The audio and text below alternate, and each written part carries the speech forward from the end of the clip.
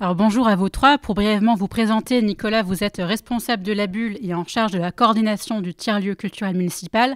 Steve, vous êtes facilitateur culturel et coach en agilité.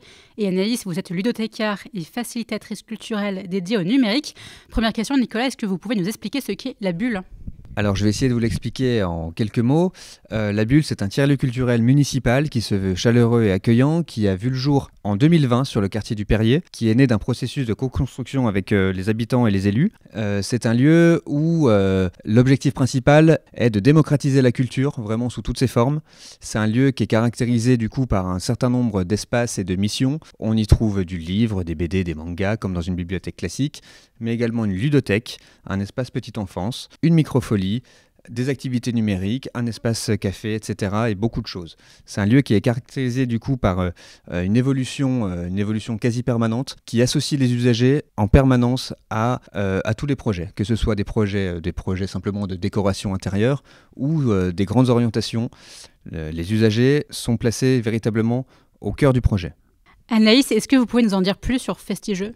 Festigeux est une entreprise basée sur la région de Grenoble, créant le bonheur depuis plus de 30 ans, via plus de 30 univers décorés sur différentes thématiques, comme la magie ou les fêtes de fin d'année. Nous avons plus de 2000 jeux en bois que nous mettons en place durant différentes animations ludiques via le partenariat avec la ville. Steve, qu'est-ce qui fait la particularité de la bulle ?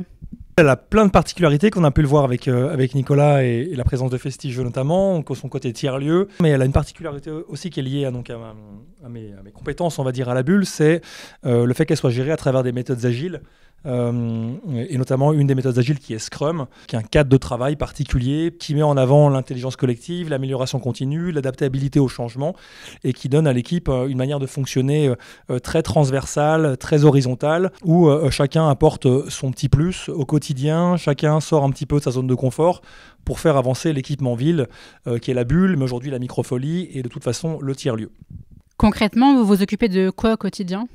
Alors mon quotidien en tant que responsable de la bulle, c'est essentiellement de canaliser toutes ces énergies et faire en sorte que toutes ces compétences que chacun a soient articulées et soient vraiment mises à profit du coup du projet dans une démarche vraiment collective et faire en sorte que du coup on maintienne un certain niveau d'exigence professionnelle, mais surtout une bonne humeur au travail, une bonne ambiance.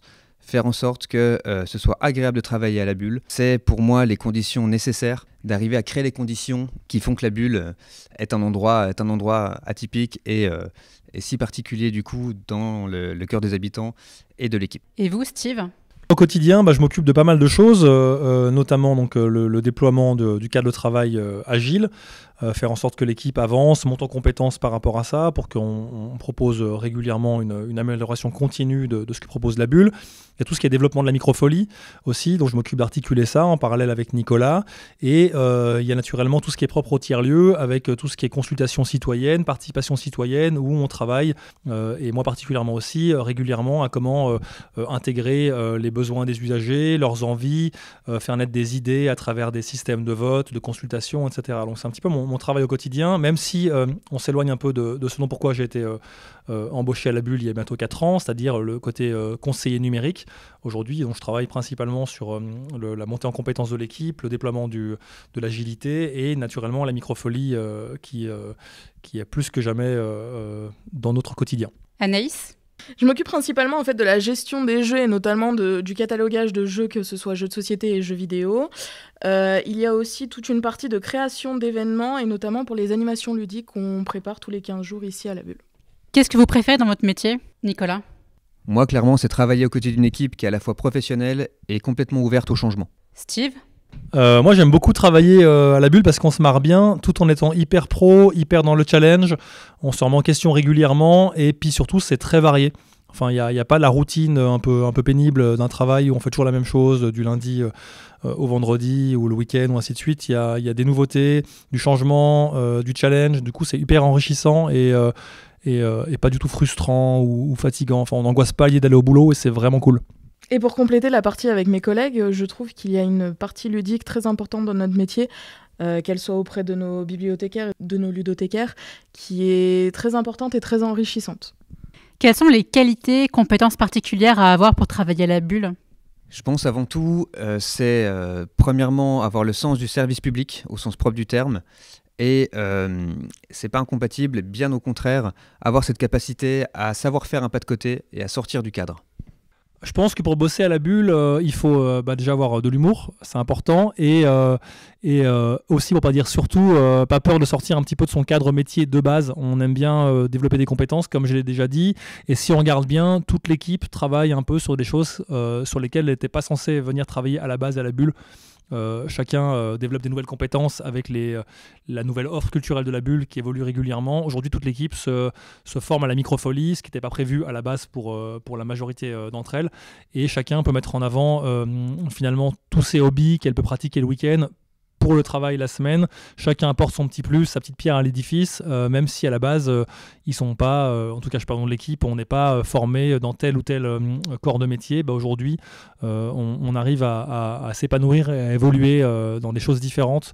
Et du coup, ça, c'est une qualité à avoir, c'est savoir être un peu caméléon comme ça et vraiment accueillir le changement, encore une fois. Quels sont vos projets et actualités à venir ? Alors on a pas mal de projets du coup dans les mois à venir. Comme on l'a dit, la bulle a une programmation culturelle qui est diversifiée, qu'on essaie d'adapter du coup en fonction soit des usagers, des équipes, des élus. Parmi les futurs projets, nous avons les ouvertures hebdomadaires de la microfolie tous les jeudis après-midi. Et on a également la deuxième édition de Annemasse Joue, qui est un grand festival de jeux avec pas moins de 18 partenaires qui va se tenir à Martin Luther King le samedi 26 avril 2025. Et si on veut en savoir plus sur vous, vos événements, où est-ce qu'on peut retrouver l'information ? Pour plus d'infos, n'hésitez pas à nous retrouver sur le site de la ville d'Annemasse ou bien sur le site du réseau Intermed. Et sinon, venez nous voir pendant les horaires d'ouverture de la bulle.